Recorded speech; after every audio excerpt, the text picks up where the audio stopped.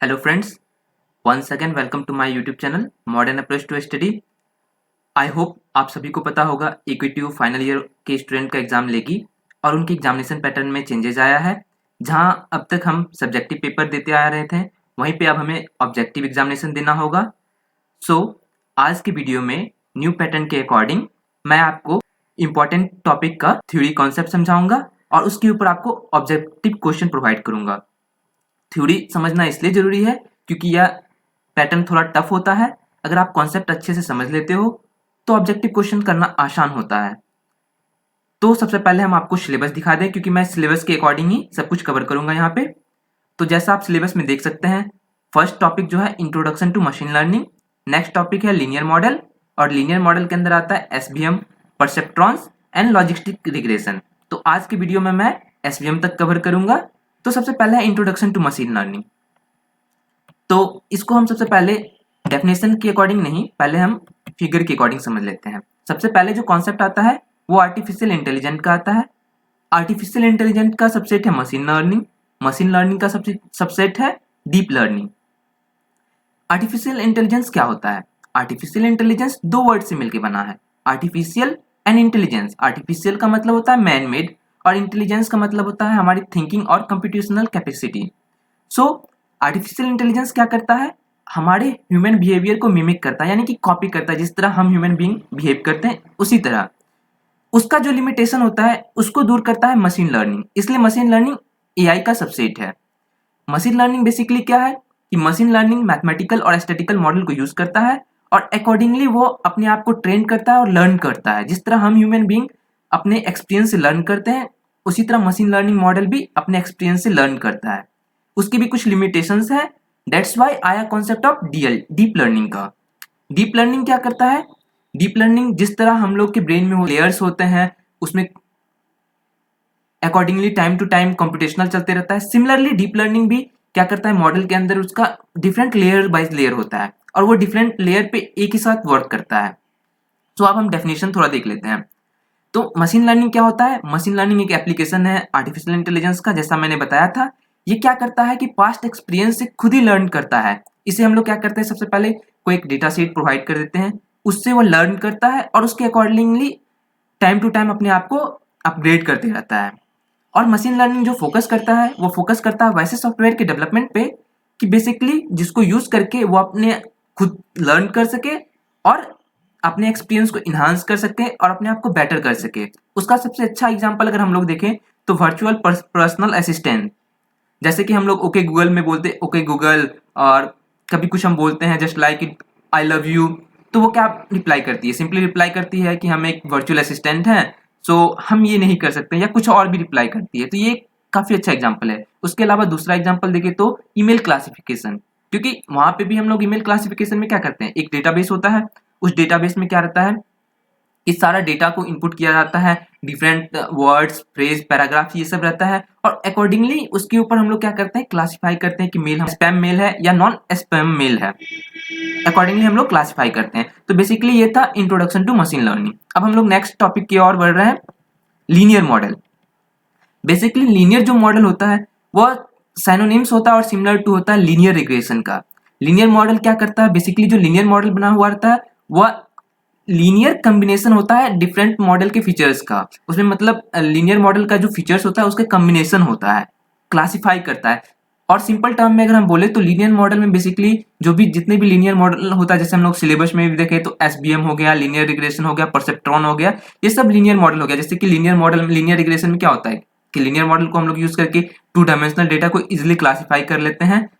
तो उस टाइप का जो भी जितने भी फीचर्स होते हैं वो लीनियर मॉडल के अंदर ही आता है। इस टाइप का फीचर्स को ही लीनियर मॉडल में डाला जाता है। जैसे अगर हम एग्जांपल देखें कि अगर कोई क्लाइंट है और वो मेरा पॉलिसी खरीद सकता है कि नहीं खरीद सकता है, अगर उस बेसिस पे देखें तो हमारे पास क्या है, डिफरेंट फीचर्स होंगे। जस्ट लाइक उसका एज होगा, इनकम होगा। आप जैसे यहाँ पे देख सकते हैं कि एस्टिमेटेड अगर हमको टारगेट निकालना है कि कितना अमाउंट का वो इंश्योरेंस परचेज कर सकता है, तो हम लोग क्या कर सकते हैं, कोई एक ये सिंपल कॉन्स्टेंट है, उसके साथ हम लोग क्या कर रहे हैं, ये यहाँ पे कांस्टेंट है 0.2 plus 5 into age plus 0.003 dot income. तो इसके बेसिस पे हम लोग क्या कर सकते हैं, इसका एस्टिमेटेड टारगेट हम लोग कैलकुलेट कर सकते हैं। अब हम सिंपली बढ़ रहे हैं नेक्स्ट टॉपिक जो हमारा है SVM सपोर्ट वेक्टर मशीन्स के ऊपर। तो बेसिकली सपोर्ट वेक्टर मशीन क्या होता है? सपोर्ट वेक्टर मशीन एक सुपरवाइज्ड मशीन लर्निंग एल्गोरिदम है। बेसिकली मशीन लर्निंग का दो टाइप होता है, supervised machine learning algorithm and unsupervised machine learning algorithm. ये बेसिकली क्या करता है, क्लासिफाई करता है SVM क्लासिफिकेशन प्रॉब्लम को as well as regression problem को, इस दोनों को ये क्लासिफाई करता है। ज्यादातर जो हम लोग इसको यूज करते हैं क्लासिफिकेशन प्रॉब्लम के लिए यूज करते हैं। इसका गोल क्या होता है कि हम लोग एल्गोरिदम को यूज करके और क्या करें, लाइन बेस्ड डिसीजन बाउंड्री को यूज करके हम लोग क्या करते हैं, सेपरेट करते हैं एन डायमेंशनल डेटा को एक क्लासेस में, और उसमें से क्या करते हैं कि न्यू फीचर्स की बेसिस के ऊपर उसको हम लोग क्लासिफाई करते हैं। और इसका जो बेस्ट डिसीजन बाउंड्री होता है वो हाइपर प्लेन होता है, जैसा कि आप इमेज में देख सकते हैं। यहाँ पे ये क्या है, ये हमारा है मैक्सिमम मार्जिन हो गया, ये हमारा क्या हो गया, मैक्सिमम मार्जिन हाइपर प्लेन हो गया, ये मेरा पॉजिटिव हाइपर प्लेन हो गया, और यहाँ पे मेरा निगेटिव हाइपर प्लेन हो गया, और जो ये दो पॉइंट जो आप देख रहे हैं लास्ट में, ये दोनों मेरा सपोर्ट वेक्टर्स हो गया। क्योंकि जो इन पॉइंट से यहाँ से हमारा क्या होता है, क्लासिफिकेशन स्टार्ट हो जाएगा। इजिली हम क्लासिफाई कर लेंगे डेटा को कि ये ब्लू डॉट्स है या ग्रीन डॉट्स है। तो मेरा हाइपर प्लेन जो होता है वो क्या करता है कि हमारे डेटा को बेस्ट क्लासिफाई करता है। अब हम बढ़ते हैं ऑब्जेक्टिव क्वेश्चंस के ऊपर कि क्या क्वेश्चन, इंपॉर्टेंट क्वेश्चन इसके ऊपर आता है।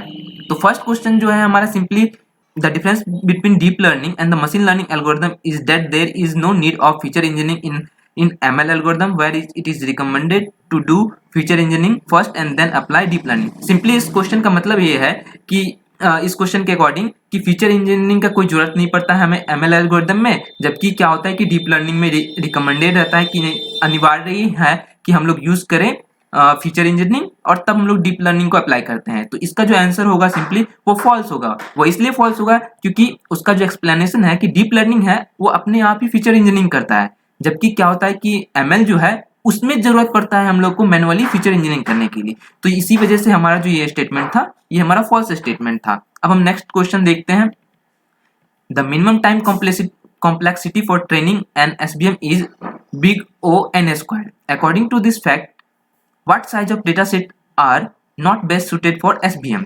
ये क्वेश्चन का सिंपली मतलब ये है कि इसका जो टाइम कॉम्प्लेक्सिटी होता है वो है बिग O n स्क्वायर। तो किस टाइप का डेटा सेट जो है SVM को सपोर्ट करता है काफी अच्छे ढंग से।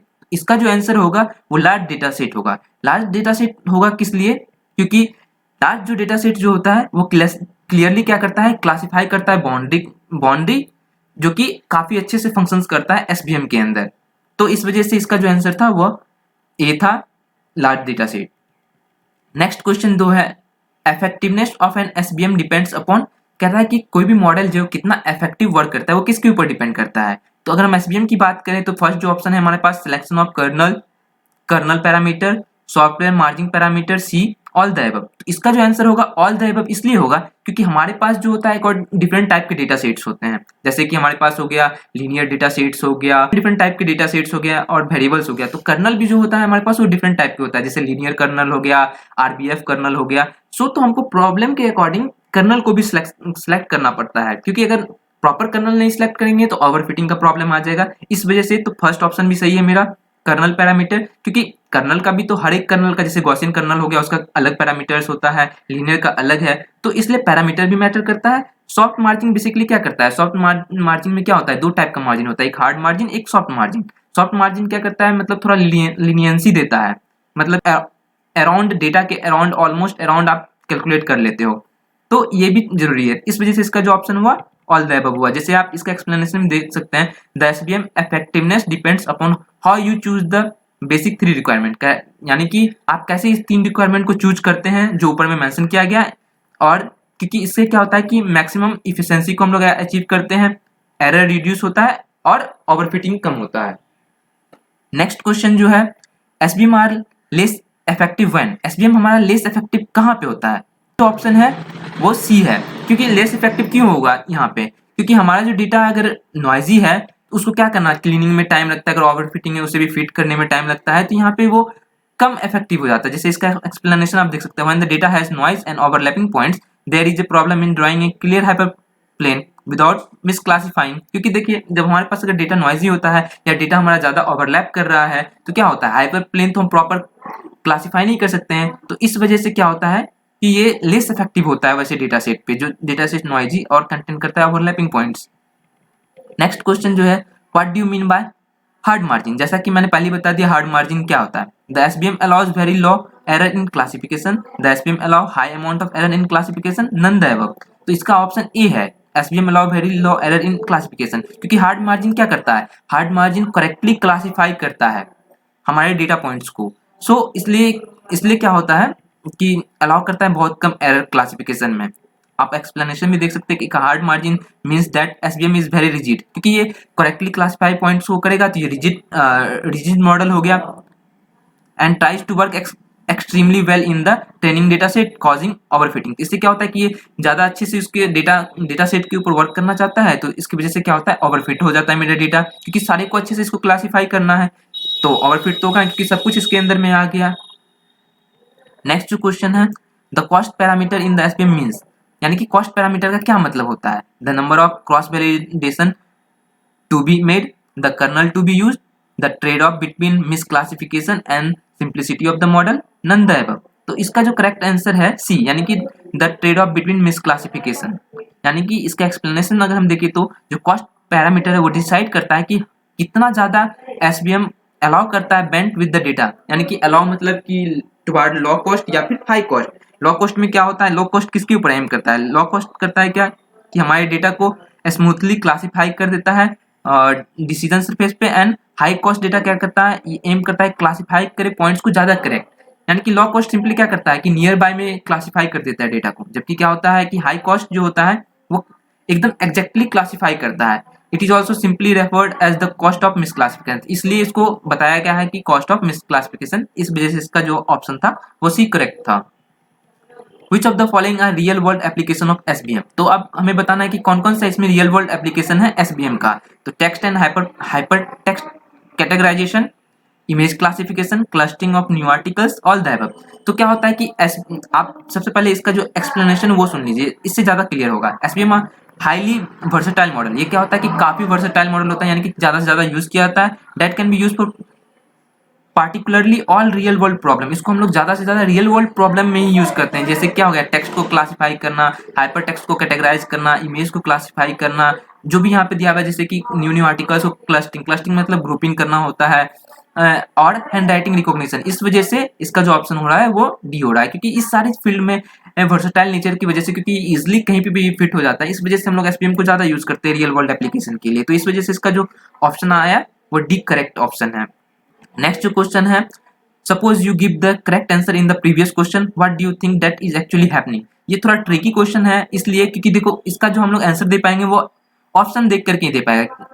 अब सबसे पहले इस क्वेश्चन को समझ लेते हैं। ये क्वेश्चन कह रहा है कि अगर हम लोग कोई प्रीवियस क्वेश्चन का आंसर सही दे रहे हैं तो इसका मतलब क्या होता है। तो अब हम ऑप्शन को देख रहे हैं, we are loading the bias, we are loading the variance, we are increasing the bias, we are increasing the variance. तो क्या होता है बायस का सबसे मतलब पहले क्या होता है, बायस का सिंपली मतलब होता है डेटा में यानी कि एरर होना। वेरिएंस का मतलब क्या होता है, वेरिएंस का मतलब होता है कि हमारा एक्चुअल मॉडल हमारा जो मॉडल है वो एक्चुअल जो रिजल्ट आएगा उससे कितना डेविएट कर रहा है जो हम एक्सपेक्ट कर रहे हैं रिजल्ट को। ठीक है, तो क्या होगा अगर हम तो देखें, अब इसका ऑप्शन देखते हैं हम लोग 1 and 2, 2 and 3, 1 and 4 and 2 and 4। तो क्या है, we are loading the bias. अगर हम लोग बायस को कम करेंगे तो क्या हो रहा है, एरर कम होगा हमारे पास। अगर एरर कम होगा तो क्या होगा, वेरिएंस इंक्रीज होगा, क्योंकि वो तो बताएगा ना कि हमारा जो डेटा है वो कितना एक्चुअल मॉडल से मिल रहा है या नहीं मिल रहा है। अब सॉल्यूशन देखें, better model will lower the bias, यानी कि जो भी अच्छे मॉडल होते हैं क्या करते हैं,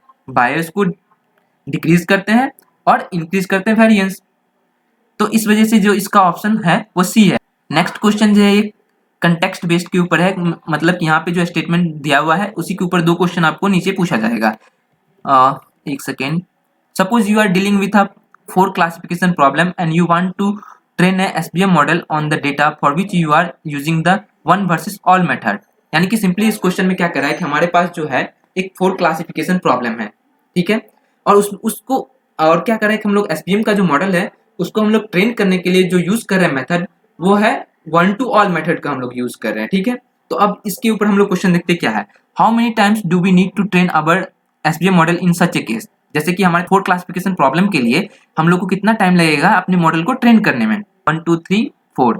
तो इसका जो करेक्ट आंसर है वो डी है। डी क्यों है? क्योंकि 4 क्लासिफिकेशन प्रॉब्लम में क्या होता है, हम लोग को जो क्या होता है कि मिनिमम नंबर ऑफ टाइम्स जितना मतलब जिस टाइप का हमारा क्लासिफिकेशन प्रॉब्लम है उतना मिनिमम नंबर ऑफ टाइम्स तो हमको क्या करना है, मॉडल को ट्रेन ही करना है। जैसे आप पढ़ भी सकते हैं यहाँ पे, four class problem you would have to train the SVM at least 4 time if you are using one versus all method. यानी कि अगर हम लोग वन वर्सेस ऑल मेथड को यूज कर रहे हैं 4 क्लासिफिकेशन प्रॉब्लम के लिए, तो कम से कम हमको 4 बार तो मॉडल को ट्रेन करना ही पड़ेगा। नेक्स्ट क्वेश्चन है, suppose you have the same distribution of classes in the data. यानी कि जो ऊपर में डेटा सेट बताया गया था कि मतलब हमारे पास 4 क्लासिफिकेशन प्रॉब्लम है और हम लोग वन टू ऑल मेथड का यूज कर रहे हैं, तो वही सेम चीज है। नाउ से for taking one time in one versus all setting the SVM is taking 10 second. यानी कि कह रहा है कि एक बार मॉडल ट्रेन करने में वन वर्सेस ऑल मेथड में इसे 10 सेकेंड लगता है।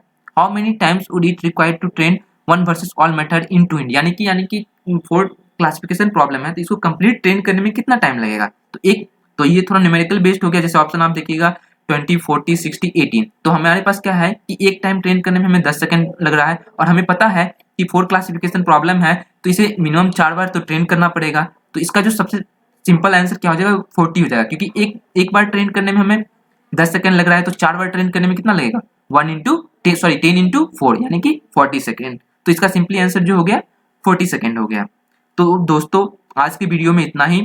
आप कमेंट करके जरूर बताएं कि हमारा कंटेंट कैसा लगा आपको।